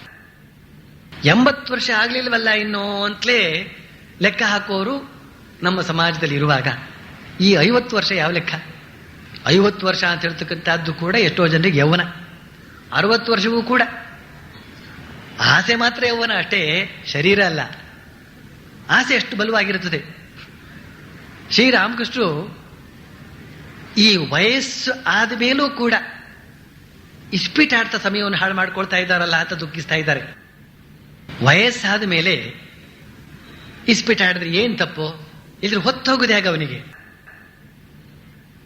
ಅವನನ್ನು ಯುವಕರು ಮಾತಾಡ್ಸೋದಿಲ್ಲ, ಯುವತಿಯರಂತೂ ಹತ್ತಿರಕ್ಕೆ ಬರೋದಿಲ್ಲ. ಇನ್ನು ಅವನಿಗೆ ಹೊತ್ತು ಹೋಗೋದು ಹೇಗೆ? ಆದ್ರಿಂದ ಇಸ್ಪೀಟೋ, ಜುಗಾರಿಯೋ, ಸಿನಿಮಾವೋ, ಟಿವಿಯೋ ಮುಂದೆ ಕೂತ್ಕೊಂಡಿದ್ರೆ ಎಷ್ಟೋ ರಗಳೆ ತಪ್ಪತಲ್ಲ ಅವನಿಗೆ ಸಮಾಜದ್ದು. ನಮಗೂ ಕೂಡ ಅವನ ರಗಳೆ ತಪ್ಪತಲ್ಲ. ಒಂದ್ ವೇಳೆ ಇಸ್ಪೀಟ್ ಆಡ್ತಾ ಕೂತ್ಕೊಂಡು ಅವನ ಪಾಡಿ ಅವ್ನು ಹಾಳಾಕೊಂಡು ಹೋಗ್ಲಿತ್ಲಾಗಿ ಬಾಕಿಗಳದವರಿಗೂ ತೊಂದರೆ ಇಲ್ವಲ್ಲ ಅವನಿಂದ. ಆದ್ರೆ ಶ್ರೀರಾಮಕೃಷ್ಣ ಹೊರಗೂ ಅದಲ್ಲ. ಅಮೂಲ್ಯವಾದಂತಹ ಮಾನವ ಜೀವನ ಭಗವದ್ ಆನಂದ ಅಂತ ಹೇಳ್ತಕ್ಕಂತಹದ್ದು ಸ್ವಲ್ಪ ಕೆದಕಿದ್ರೆ ಸಾಕು ಸಿಗ್ತದೆ. ಆ ಆನಂದವನ್ನು ಕುಡಿದು ಮತ್ತನಾಗಿ ಇರಬಹುದಲ್ಲ. ಅಂಥ ಒಂದು ಸದವಕಾಶ ಇದ್ದೂ ಕೂಡ ಇವನು ಇಸ್ಪೀಟ್ ಆಡ್ತಾ ಹೊತ್ತು ಕಳೀತಾ ಇದ್ದಾನಲ್ಲ ಅಂತನ್ನುವ ದುಃಖದಿಂದ ಹೇಳ್ತಾ ಇದ್ದಾರೆ. ಅಲ್ಲೇ ಇನ್ನೊಂದು ಮಾತಿದೆ, 50 ವರ್ಷ ಆದ್ಮೇಲೂ ಕೂಡ ಇಸ್ಪೀಟ್ ಆಡ್ತಾ ಹೊತ್ತು ಕಳೀತಾ ಇದ್ದಾನಲ್ಲ ಅಂತ ಅನ್ನೋದಕ್ಕೆ ಇನ್ನೊಂದು ಅರ್ಥ ಇದೆ.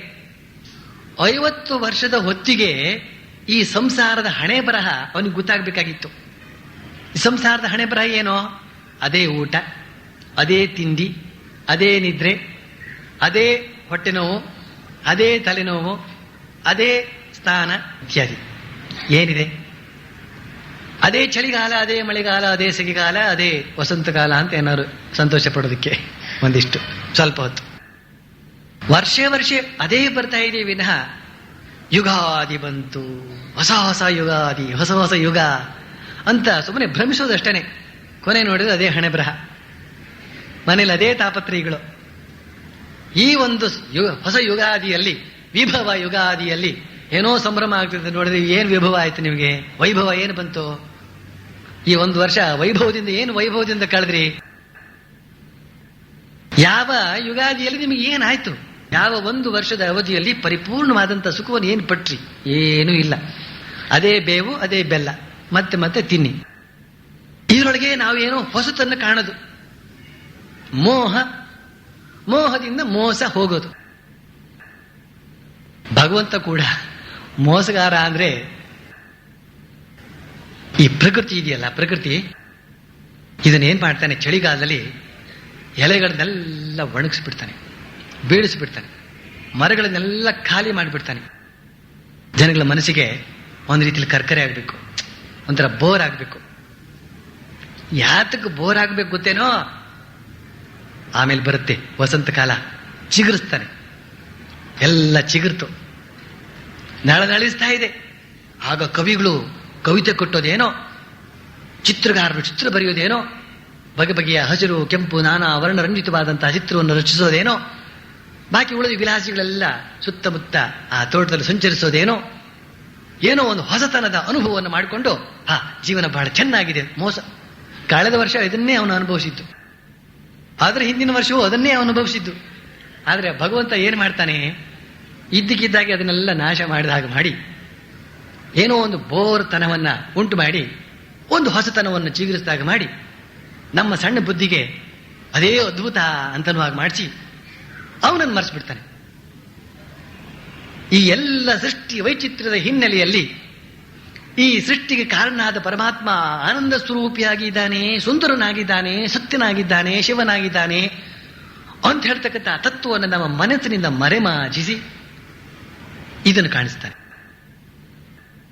ಜೀವನವನ್ನು ನಡೆಸ್ತೇವೆ, ಶರೀರ ಎಲ್ಲ ವೃದ್ಧವಾಗ್ತಾ ಇರ್ತದೆ. ಸುತ್ತಮುತ್ತ ನೋಡಿದ್ರೆ ನೆರೆತ ಕೂದಲಿನ ಎಷ್ಟೋ ಜನ ವಯೋವೃದ್ಧರನ್ನೆಲ್ಲ ನೋಡ್ತೇವೆ, ಹಲ್ಲು ಉದುರಿದವ್ರನ್ನ ನೋಡ್ತೇವೆ. ಪಾಪ ಅವರು ಹೊಸ ಹೊಸ ಹಲ್ಲುಗಳನ್ನು ಕಟ್ಕೊಳ್ತಾರೆ, ಸುಂದರರಾಗೋದಕ್ಕೋಸ್ಕರ ಪ್ರಯತ್ನ ಪಡ್ತಾರೆ, ನವ ಯೌವನ ಬಂತೋ ಅನ್ನೋ ಹಾಗೆ ಭಾವಿಸ್ತಾರೆ. ಆದರೂ ಅದು ನಕಲಿ ಹಲ್ಲು. ಕೂದಲಿಗೆ ಎಷ್ಟು ಬಣ್ಣ ಹಾಕಿದ್ರೂ ಕೂಡ ಮುಖದ ನೀರಿಗೆ ಅದನ್ನ ತೆಗೆಯೋದಕ್ಕಾಗೋದಿಲ್ಲ. ಇದನ್ನೆಲ್ಲ ನಾವು ಕಾಣ್ತೇವೆ. ಕಂಡಾಗ ಈ ಪ್ರಪಂಚದ ಕ್ಷಣಿಕತೆ ಅಂತ ಹೇಳ್ತಕ್ಕಂಥದ್ದು, ಈ ಪ್ರಪಂಚದ ನಶ್ವರತೆ ಅಂತ ಹೇಳ್ತಕ್ಕಂಥದ್ದು ಎಲ್ಲ ಗೊತ್ತಾಗ್ತದೆ. ಆದ್ರೆ ಒಂದು ಮೋಸ. ಈ ಮುದುಕನಿಗೂ ಕೂಡ ಅವನ ಕಣ್ಣೆದುರಿಗೆ ಒಂದು ಯುವತಿ ಹಾದು ಹೋದ್ರೆ, ಅಥವಾ ಮುದುಕಿಗೂ ಕೂಡ ಒಬ್ಬ ಯುವಕ ಹಾದು ಹೋದ್ರೆ, ಪ್ರಪಂಚ ಮತ್ತೆ ಏನೋ ಯೌವನಕ್ಕೆ ಬಂದಿದೆ, ಪುನಃ ಒಂದು ಹೊಸ ಜೀವನ ಪ್ರಾರಂಭ ಆಗ್ಲಿಕ್ಕೆ ಇದೆ ಅಂತನೋ ಒಂದು ಕಲ್ಪನೆ. ಆ ಮರಿ ಮಕ್ಕಳ ಆಡೋದನ್ನ ಅದನ್ನೆಲ್ಲ ನೋಡಿ ತನ್ನ ವೃದ್ಧಾಪ್ಯವನ್ನು ಮರೆತು ಯೌವನದಿಂದಲೇ ಇದ್ದೇನೋ ತಾನೋ ಅನ್ನುವಂತೆ ಭಾವಿಸ್ತಾ ಈ ರೀತಿಯಲ್ಲಿ ಮೋಸ ಹೋಗ್ತಾ ಇದ್ದಾರೆ ಮನುಷ್ಯರು. ಇದು ಶಾಶ್ವತ ಅಲ್ಲ. ಶಾಶ್ವತವಾದಂತಹ ಪರಮಾತ್ಮನನ್ನ ಸ್ಮರಣೆ ಮಾಡೋಣ. ಶ್ರೀರಾಮಕೃಷ್ಣ ಅದನ್ನೇ ಹೇಳ್ತಾ ಇದ್ದಾರೆ. ಮುಂಡಕ ಉಪನಿಷತ್ತು ಒಂದು ಮಹತ್ವನ ಹೇಳ್ತದೆ, ಪರೀಕ್ಷೆ ಲೋಕಾನ್ ಕರ್ಮಚಿತಾನ್ ಬ್ರಾಹ್ಮಣೋ ನಿರ್ವೇದ ಮಾಯಾತ್. ಬ್ರಾಹ್ಮಣ ಅನ್ನುವ ಶಬ್ದವನ್ನು ಅಲ್ಲಿ ಉಪಯೋಗಿಸಿದೆ. ಯಾವ ಅರ್ಥದಲ್ಲಿ ಅಂದ್ರೆ ವಿವೇಕಿ ಅನ್ನುವ ಅರ್ಥದಲ್ಲಿ. ಯಾವುದು ನಿತ್ಯ ಯಾವುದು ಅನಿತ್ಯ ಅಂತ ಹೇಳ್ತಕ್ಕಂಥ ವಸ್ತು ವಿವೇಕ ಜ್ಞಾನ ಇರತಕ್ಕಂಥವನೇ ವಿವೇಕಿ. ಅಂತಹ ವಿವೇಕ ಅಂತ ಹೇಳ್ತಕ್ಕಂಥ ಇರುವ ವಿವೇಕಿಯಾದ ಬ್ರಾಹ್ಮಣ ಇದ್ದಾನಲ್ಲ, ಅವನು ವೈರಾಗ್ಯವನ್ನು ತಾಳ್ತಾನೆ. 14 ಲೋಕಗಳನ್ನು ಕೂಡ ಪರೀಕ್ಷೆ ಮಾಡಿ ನೋಡಿ. ಪರೀಕ್ಷೆ ಲೋಕಾನ್ ಕರ್ಮಚಿತಾನ್ ಬ್ರಾಹ್ಮಣೋ ನಿರ್ವೇದಮಯ. ಕರ್ಮಜನ್ಯವಾದ ಲೋಕ, ಕರ್ಮಚಿತಾನ್ ಲೋಕಾನ್. ಈ ಲೋಕಕ್ಕೆ ನಾವು ಬಂದಿದ್ದೇವೆ ಯಾತಕ್ಕೆ ಅಂತ ಹೇಳಿದ್ರೆ, ಈ ಲೋಕದಲ್ಲಿ ನಾವು ಇಲ್ಲಿವರೆಗೆ ಎಷ್ಟೆಷ್ಟು ಸುಖ ದುಃಖಗಳನ್ನು ಅನುಭವಿಸಿದೇವೋ ಆ ಸುಖ ದುಃಖವನ್ನು ಅನುಭವಿಸಲಿಕ್ಕೆ ಯೋಗ್ಯವಾದಂತಹ ಕರ್ಮವನ್ನ ಹಿಂದಿನ ಜನ್ಮದಲ್ಲಿ ಮಾಡಿದ್ದೇವೆ. ಅದರ ಫಲವನ್ನು ಅನುಭವಿಸುವುದಕ್ಕೋಸ್ಕರ ಈ ಜನ್ಮದಲ್ಲಿ ಬಂದಿದ್ದೇವೆ.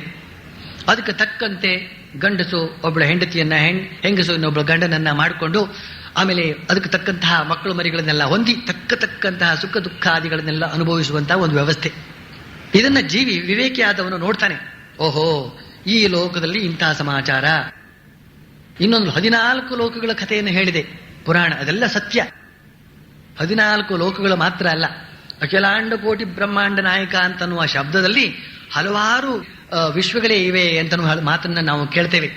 ಶ್ರೀರಾಮಕೃಷ್ಣರಿಗಾದಂತಹ ಬ್ರಹ್ಮ ಯೋನಿಯ ದರ್ಶನ, ಆ ಯೋನಿಯಿಂದ ಕ್ಷಣ ಕ್ಷಣಕ್ಕೂ ಕೂಡ ಹೊಸ ಹೊಸ ವಿಶ್ವಗಳು ನಿರ್ಮಾಣ ಆಗುತ್ತಲೇ ಇರುತ್ತವೆ. ವಿಶ್ವಗಳೇ ಉತ್ಪತ್ತಿಯಾಗಿ ಇತ್ ಕಡೆ ಬರ್ತಾ ಇವೆ. ಬೇರೆ ಬೇರೆ ವಿಶಾಲವಾದ ಆಕಾಶದಲ್ಲಿ ಬೇರೆ ಬೇರೆ ಮೂಲೆಗಳಲ್ಲಿ ಅದೆಲ್ಲ ಹೋಗಿ ಅದರ ಒಂದು ವಿಕಾಸ ನಡೀತಾ ಇದೆ ಅಲ್ಲೆಲ್ಲ. ಇಷ್ಟು ಲೋಕಗಳ ವ್ಯವಸ್ಥೆ ಇದೆ. ಎಷ್ಟು ಲೋಕ, ಅನಂತ ಕೋಟಿ. ಪರಮಾತ್ಮನ ಹೆಸರು ಅನಂತ ಆದ್ರಿಂದ ಅವನ ಸೃಷ್ಟಿಯು ಕೂಡ ಅನಂತ. ನಾವು ಇಷ್ಟೇ ಅಂತ ಅದನ್ನು ಲೆಕ್ಕ ಹಾಕೋದಕ್ಕೆ ಸಾಧ್ಯ ಇಲ್ಲ ಬಿಡಿ. ಆದ್ರೆ ಈ ಅನಂತವಾದ ಲೋಕಗಳನ್ನು ಕೂಡ ಪರೀಕ್ಷೆ ಮಾಡಿ, ಈ ಲೋಕಗಳ ಹಣೆ ಬರಹ ಎಲ್ಲ ಇಷ್ಟೇ. ಲೋಕ ಅಂತಾರೆ ಪುನಃ ಸಂಸ್ಕೃತದಲ್ಲಿ ಒಂದ್ ಕಡೆ ಇನ್ನೊಂದ್ ಕಡೆ ಹೋಗುವಂತಹದ್ದು ಅಂತ ಅದಕ್ಕೆ ಲೋಕ ಅಂತ ಹೆಸರು. ಎಲ್ಲ ಹೋಗುವವರೇ ವಿನಃ, ಎಲ್ಲವೂ ಹೋಗುವಂತಹದ್ದೇ ವಿನಃ ಇರುವಂತಹದ್ದು ಒಂದು ಇಲ್ಲ ಅಂತನ್ನೋದಕ್ಕೋಸ್ಕರ ಅದಕ್ಕೆ ಲೋಕ ಅಂತ ಹೆಸರು. ಹಿಂದಿ ಮೇಲೆ ಲೋಗ ಕಹತೆ ಹೇ, ಅದೇ ಲೋಕ ಅಂತ ಹೇಳ್ತಕ್ಕಂಥದ್ದು ಮನುಷ್ಯ. ಲೋಗ ಅಂದ್ರೆ ಜನ ಅಂತ. ಈ ಜನರು ಕೂಡ ಅಷ್ಟೇ, ಬರುವವರು, ಇರುವವರು, ಹೋಗುವವರು. ಇದನ್ನೆಲ್ಲ ನೋಡಿದಂತಹ ವಿವೇಕಿ ಆಲೋಚನೆ ಮಾಡ್ತಾನೆ, ಓಹೋ ಎಲ್ಲ ಇಷ್ಟೇ ಕತೆ,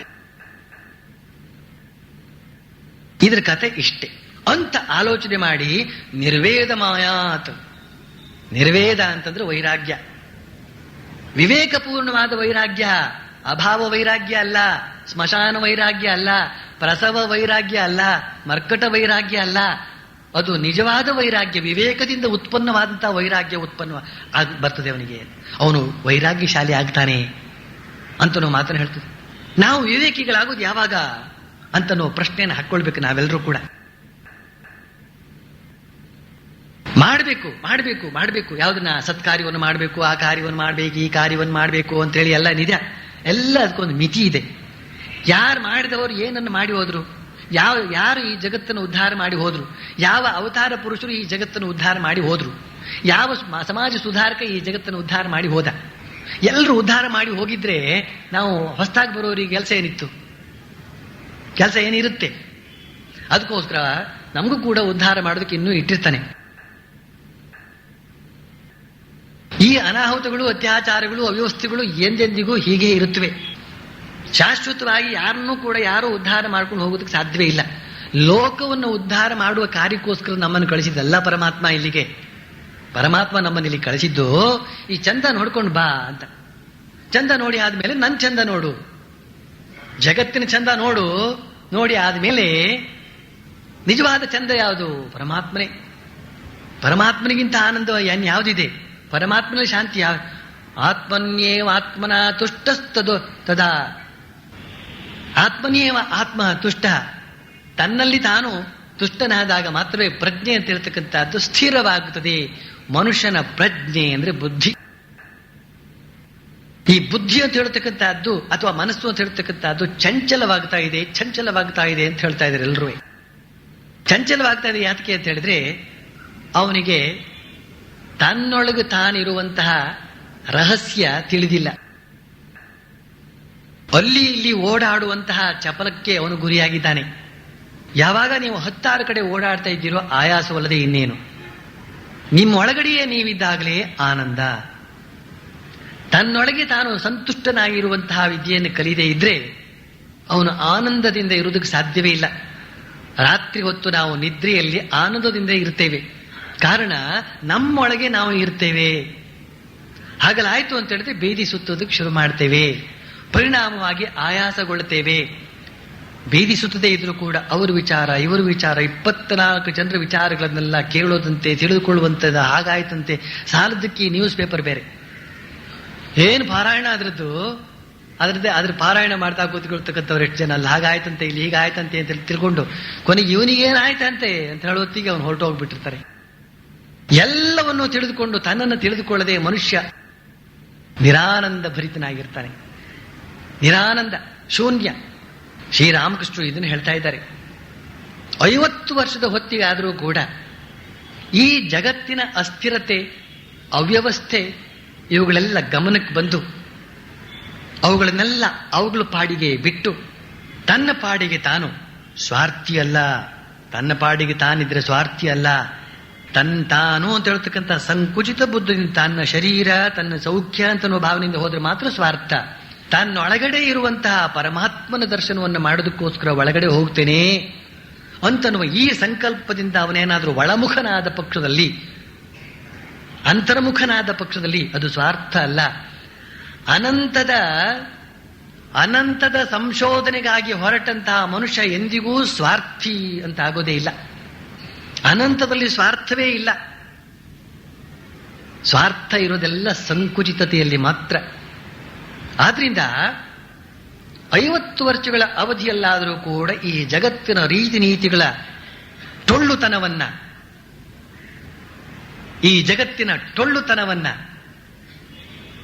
ಅರಿತು ಅಂತರ್ಮುಖನಾಗಬೇಕು. ಕಶ್ಚಿದ್ಧೀರ ಪ್ರತ್ಯಗಾತ್ಮಾನಮೈಕ್ಷ ತಾವೃತ್ತ ಚಕ್ಷುರಮೃತತ್ವಮಿಚ್ಛನ್.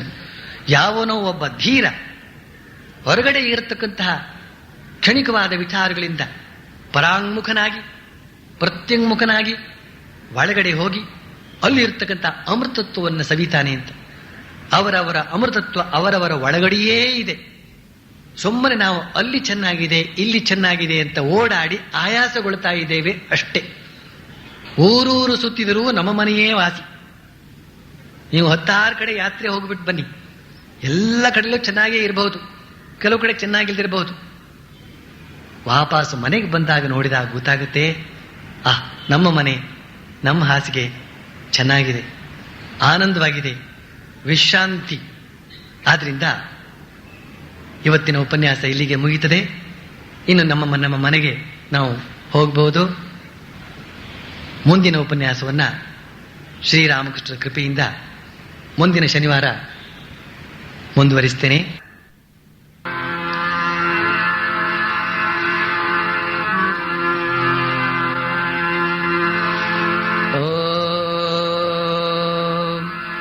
ಪ್ರಿಯತಾಂ ಪುಂಡರೀಕಾಕ್ಷಃ ಸರ್ವಯಜ್ಞೇಶ್ವರೋ ಹರಿಃ ತಸ್ಮಿನ್ ಸ್ತುಷ್ಟೇ ಜಗತ್ತುಷ್ಟಂ ಪ್ರೀಣಿತೆ ಪ್ರೀಣಿತಂ ಜಗತ್. ಹರಿ ಓಂ ತತ್ಸತ್.